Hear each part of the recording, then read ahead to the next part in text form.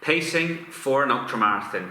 In this video, I'm going to discuss my pacing strategy and some top tips that you can use to ensure that you pace your next race better and ensure that you get the correct pace right from the start.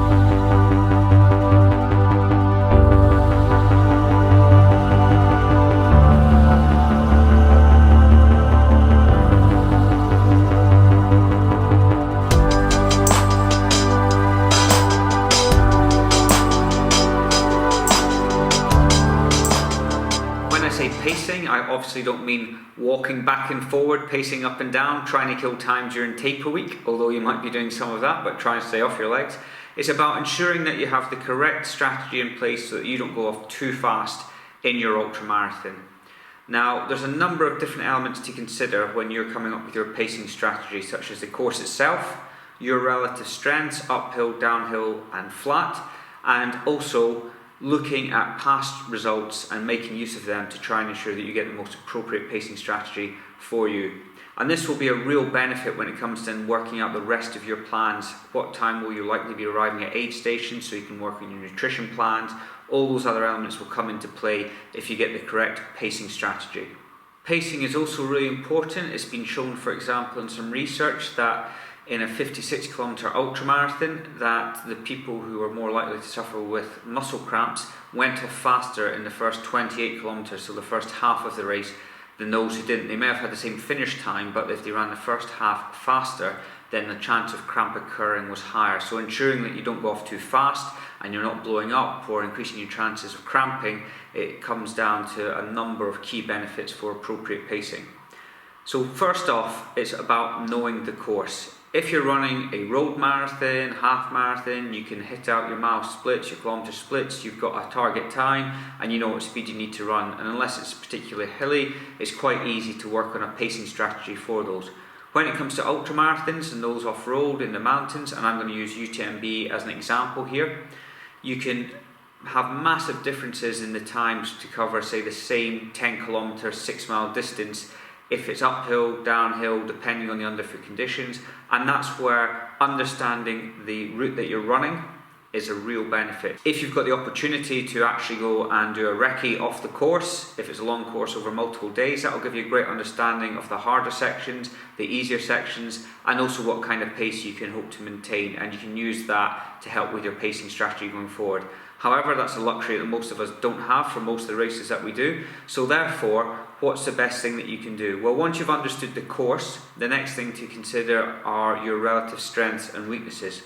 Personally, I know from previous races that I am quite a slow power hiker. If it's a runnable uphill, I will be fine, maybe slightly faster. On the downhills, I gain time. On the flat, I'm there or thereabouts, maybe slightly slower. But when it comes to power hiking, the steeper gradients, that's my biggest weakness. So if there's a very steep climb, I can expect to be slower than other people who may finish the race at the same time as me, because I know I'll make up time on that descent based on the historical evidence of past races. I can see where my strengths and weaknesses lie.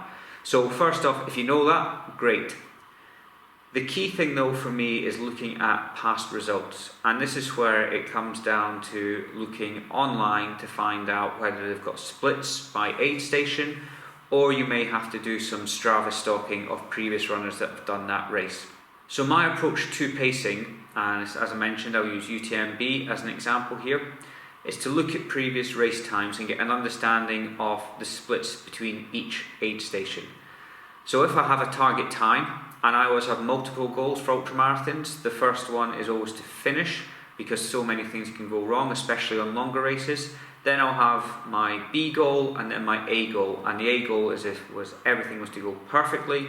My B goal is probably realistic, and my C goal, if I'm having a bad day, I still have a target to hit for. And I will map out times for each of those goals. So UTMB, I have a 46-hour target. 46 and a half hours is the total cutoff, so I've given myself half an hour leeway there. A 40-hour target and a 35-hour target. And what I do is I look at previous results from a couple of years, if you've got that data available, and more than one athlete. So I always try and get a minimum of 5 or 6 athletes and take the average from those athletes, because you may find that someone's pacing was way off, and I'll go into a little more detail about that. I then take their times and look at the times it took them to arrive at each aid station if you have that information available. By seeing that and then taking the average time, you begin to understand what the average speed is for that section, and also the time that someone took who finished the course in 35 hours, what was the time when you reached the first aid station, the second aid station, and so on throughout the race, and you can use that to pace yourself.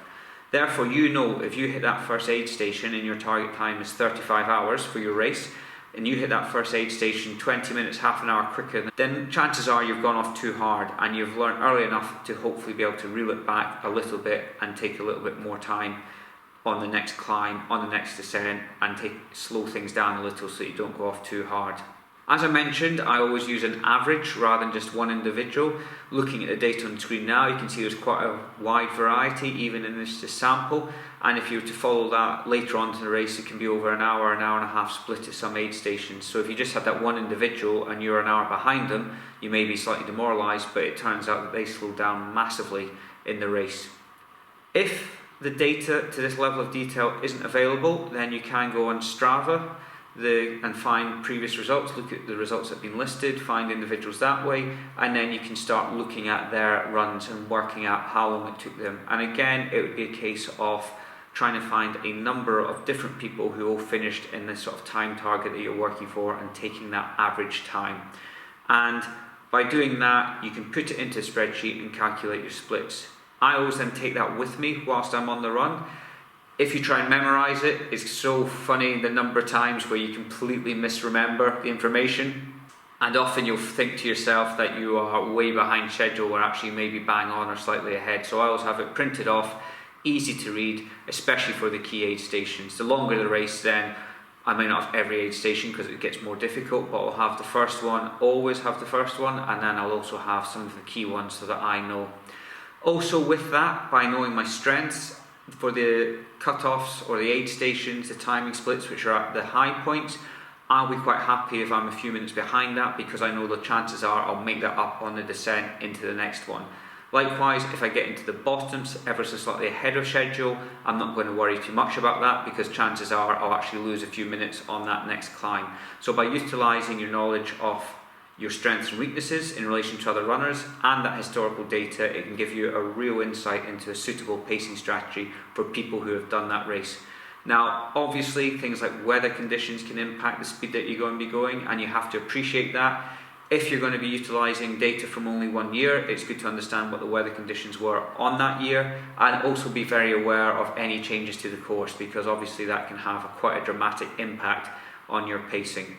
So for UTMB, for example, looking back several years, there are often slight variances to the course depending on the weather. So I've picked a year where the whole course was used, and I know, for example, if this year's a bad year and the course gets altered slightly and gets some of the higher calls are taken out, as has been the case in previous years, then I may be slightly up on schedule, or I may be down on schedule because the weather's bad. And that's why having multiple goals and understanding the times for different speeds is good to know as well. The other benefit of this approach is you can actually see what the average speed is that people are doing, and you can see on the data here that people gradually slowing down as an average trend over time. But even for that first split, you've not got to go too hard. You've got to take it nice and easy at the start and then accept that it will be slowing down after that. And that can be a real morale boost, because if you feel yourself slowing, you know that actually as long as you're maintaining a set speed by the next aid station, your average speed, then that can be a real boost, and you know that you're still on schedule for that, even when you're midway between aid stations and a climb's going on forever. Having average speed on your watch as well can be really useful, because you know that you need to get to that aid station at an average speed of 5.5 kilometers per hour, for example, and if you see that slipping, then you know you're dropping down behind schedule and you may want to push on a little bit, or you may accept that knowing, as I mentioned before, that your weaknesses are on the climb. Those are my top tips for pacing an ultramarathon. I hope they were of value. How do you pace yours? Please leave a comment down below. If I leave you with anything, it would be just make sure that you don't go off too fast. Always start slower than you think you should be going, because as the old adage is saying, if you're running at the speed that you think's right, you're going too fast for an ultra. So make sure that you pay particular attention to that first section of the race that you're doing and the pacing strategy for that. If you would like to subscribe to the channel, please hit the subscribe button, and if you enjoyed this video, please give it a thumbs up. Also check out TMR Coaching on social media, there's links to those down below, and also sign up to my weekly newsletter with top training advice. There's a link to my website down below where you'll find the sign up form. Thanks for watching, and I'll see you next time.